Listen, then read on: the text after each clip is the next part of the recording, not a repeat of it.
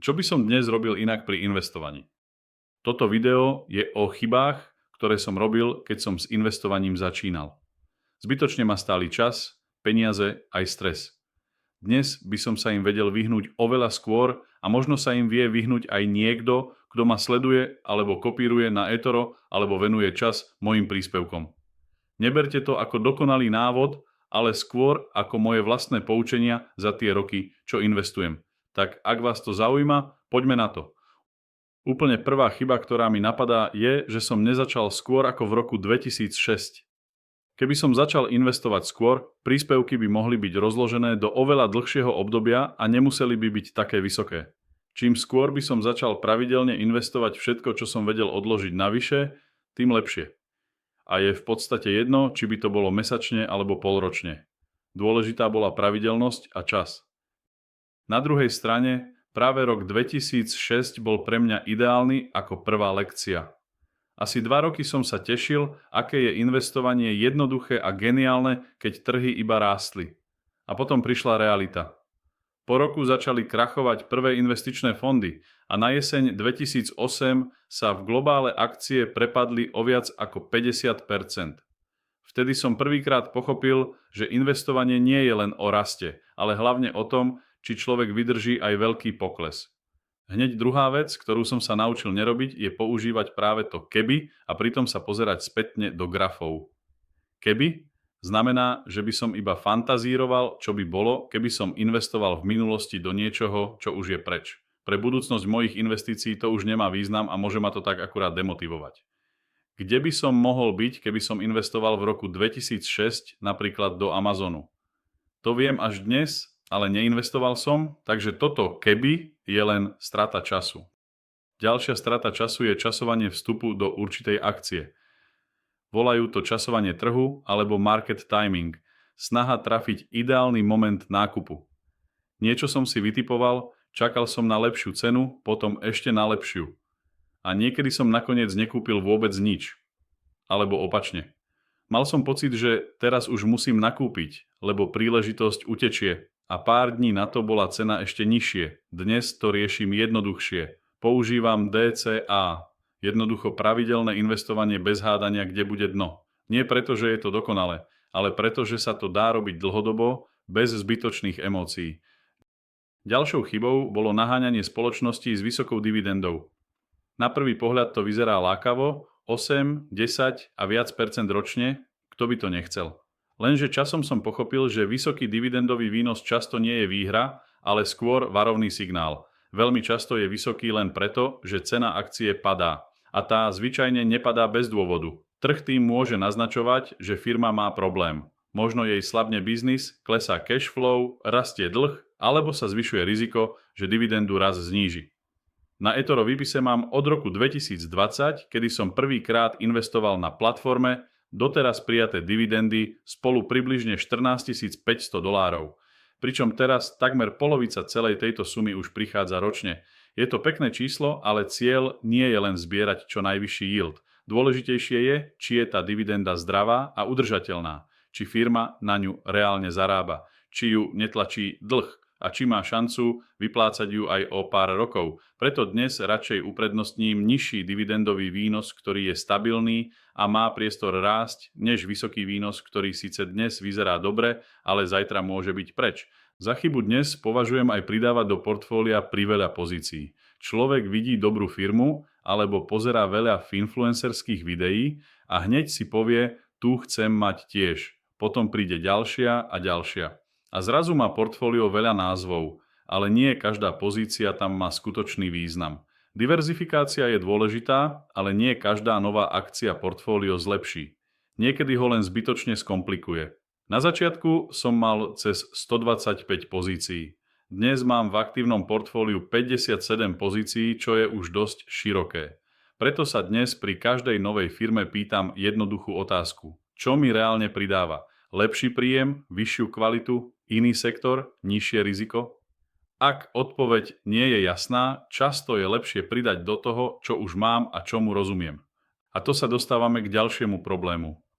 Každý by mal robiť to, v čom je dobrý a čomu rozumie. Nebudem si piecť chleba, keď to neviem, ani si opravovať auto, keď viem akurát, kde je približne motor. Nechám to na pekára a automechanika. Keď nemám možnosti alebo schopnosti nahrávať priamo takéto videá, tak to musím robiť touto formou cez agenta. Na druhej strane, keď som venoval nekonečné hodiny po práci na vlastné finančné vzdelávanie, tak si môžem spravovať ťažko zarobené peniaze sám a nebudem sa spoliehať napríklad na neznámeho pracovníka v banke, ktorý v živote sám neinvestoval a je platený províziami z vkladov. Podobne je to aj s finančnými poradcami, ktorí väčšinou k investícii napríklad zabalia aj zbytočnú poistku a po 10 rokoch mi zhodnotia vklady asi tak 2% ročne, ak nebudem ešte v strate. Ďalšie poučenie je veľkosť pozície. Aj dobrá firma môže byť problém, keď jej dám v portfóliu príliš veľký priestor. Môžem veriť biznisu, môžem mať konkrétnu akciu rád, môžem jej veriť až príliš. Investori tomu hovoria zamilovať sa do akcie, čo je mimochodom ďalšou chybou. Ale stále nechcem, aby jedna pozícia rozhodovala o výsledku celého portfólia. Preto mám limit. Pri mojom prístupe je horná hranica jednej pozície približne 3,5%. Aktuálne sú moje najväčšie aktívne pozície Samsung, Main Street Capital a Electricité de Strasbourg, majú do 3% portfólia. To znamená, že žiadna aktívna pozícia dnes nie je nad 3%. Nie je to o tom, že neverím kvalitným firmám, je to o tom, že aj pri kvalitných firmách sa môže stať niečo, čo nikto nečakal a potom príliš ovplyvní celý výkon. Dlhodobý investor nemusí byť dokonalý, ale musí prežiť aj vlastné chyby. Ďalšie silné poučenie pre mňa bolo geografické a politické riziko. Niektoré riziká nevidno v tabuľke, ani v ocenení, v dividendovom výnose, ani v grafe. A potom zrazu príde situácia, keď pozíciu síce máte v portfóliu, ale prakticky s ňou neviete nič robiť. Akcie ruských spoločností sú pre mňa presne taká skúsenosť. Po vojne, ktorú Rusko rozpútalo na Ukrajine začiatkom roka 2022, boli ruské akcie vyradené a obchodovanie zmrazené kvôli sankciám. Pre mňa to znamená, že sa k týmto pozíciám reálne neviem dostať. V mojom prípade ma táto skúsenosť stála približne $7,000. V roku 2021 tvorili ruské pozície približne 3% investovanej časti portfólia. Dnes je ich hodnota už zanedbateľné percento. Preto ich pri aktívnom hodnotení portfólia ignorujem. Nie preto, že neexistujú, ale preto, že sú zmrazené a neobchodovateľné.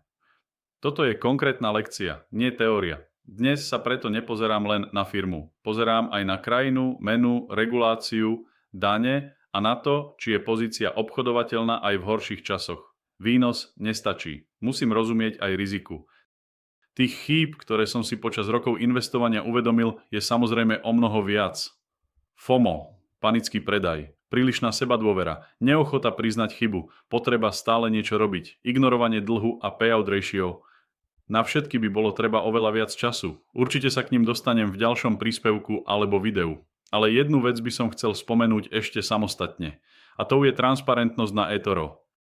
Pre mňa je veľké plus platformy, že tu človek nevidí len pekné reči, video alebo screenshot portfólia, ktoré nemusí ukazovať celý príbeh. Vidí reálne kroky investora. Portfólio, príspevky, rozhodnutia, nákupy, držanie pozícií, ale aj obdobia, keď sa nerobí nič. A to je podľa mňa veľmi dôležité. Výpis z portfólia od 2020 do 2026 ukazuje vklady, výbery, dividendy, uzavreté zisky, aj straty a otvorené pozície. Nie je to príbeh napísaný spätne, keď už vieme, čo dopadlo dobre. Je to história rozhodnutí v čase. A podobne si aj kopírujúci investor vie kedykoľvek stiahnuť vlastný výpis a detailne sa pozrieť na svoje pohyby, vklady, výbery, otvorené aj uzavreté pozície a prijaté pravidelné dividendy. To je podľa mňa dôležité, lebo investor by nemal len veriť pocitu. Mal by vedieť skontrolovať, čo sa v jeho účte reálne deje. Na internete dnes vie veľa ľudí vyzerať ako expert. Ale nie vždy viete, či portfólio, ktoré ukazujú, je reálne. Či tam majú vlastné peniaze. Alebo či neukazujú len vybranú lepšiu časť príbehu. Na eToro si človek môže pozrieť reálne portfólio, čítať príspevky, pýtať sa, porovnávať a až potom sa rozhodnúť. Nemusí ani kopírovať. Môže najprv len sledovať a urobiť si vlastný názor. A takých platformiem podľa mňa veľa nie je. Okrem toho si každý môže investorov porovnať aj nezávisle cez Bullaver. Vie si pozrieť ich portfólia, štatistiky, výkonnosť, riziko a spraviť si vlastný obraz ešte predtým, ako sa rozhodne niekoho kopírovať alebo sledovať. Pri kopírovaní je dôležité pochopiť jednu vec. Nekopírujete jeden obchod. Kopírujete celý systém. Portfólio sú sektory, meny, krajiny, dividendové firmy, ale aj moje rozhodnutia, keď nerobím nič. Pri menších kópiách je dôležité povedať ešte jednu vec. Malé portfólio nebude rásť výrazne len z malých dividend. Áno, dividendy reinvestujem. Áno, cash flow je dôležitý. Ale keď je kópia malá, pravidelné pridávanie kapitálu robí veľký rozdiel. Portfólio sa nebuduje len tým, že človek čaká. Buduje sa kapitálom, časom, reinvestovaním a disciplínou. Je to podobné ako pri nehnuteľnosti, ktorá prináša nájom. Cieľ nie je predať ju hneď po malom zisku. Cieľ je vlastniť viac kvalitných aktív, ktoré časom produkujú príjem. Ak to celé zhrniem, dlhodobé investovanie je podľa mňa hlavne o disciplíne. Nie o tom, kto trafí jeden dobrý nákup, ani o tom, kto má každý týždeň nový názor na trh. A nie je ani o komentovaní krátkodobých trendoviek. Budem rád, ak vám takéto videá prinesú nejakú pridanú hodnotu pri vlastných investičných rozhodnutiach. A možno sa spolu vyhneme chybám, ktoré som si ja musel odžiť na vlastnom portfóliu. Toto video nie je investičné odporúčanie ani návod, čo máte presne kupovať alebo predávať. Beriem to skôr ako zdieľanie mojich skúseností, chýb a spôsobu, akým dnes rozmýšľam nad vlastným portfóliom. Každý investor má inú situáciu, iný horizont, inú toleranciu rizika a iné ciele. Preto si vždy urobte aj vlastný názor a investujte len tak, aby ste s tým vedeli pokojne spať. Budem rád aj za vaše otázky, komentáre alebo témy, o ktorých by ste chceli počuť viac. Pomôže mi to lepšie pripraviť ďalší obsah do budúcna. Všetko dobré.